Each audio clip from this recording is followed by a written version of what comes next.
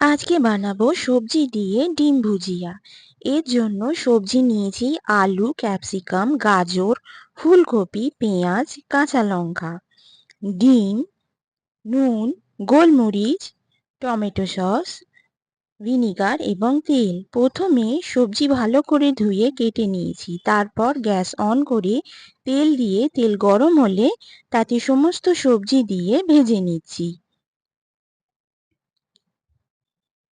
সবজি ভাজতে ভাজতে সামান্য সিদ্ধ হয়ে এলে দিয়ে দেব পেঁয়াজ কুচো ও কাঁচা লঙ্কা কুচো। পেঁয়াজ এবং কাঁচা লঙ্কা দিয়ে সবজির সঙ্গে ভালোভাবে ভেজে নিচ্ছি।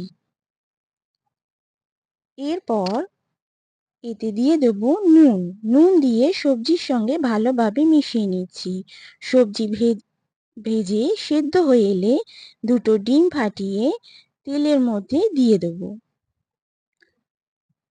ডিমটাকে ভালোভাবে ভুজিয়া করে নিতে হবে। তারপর সমস্ত সবজির সঙ্গে ডিম ভালোভাবে মিশিয়ে ভেজে নিচ্ছি। এরপর এতে একে একে ভিনিগার, টমেটো সস এবং গোলমরিচের গুঁড়ো দিয়ে সবজির সঙ্গে ভালোভাবে মিশিয়ে নেব এবং সমস্ত সবজি ভালোভাবে আবার ভেজে নিচ্ছি।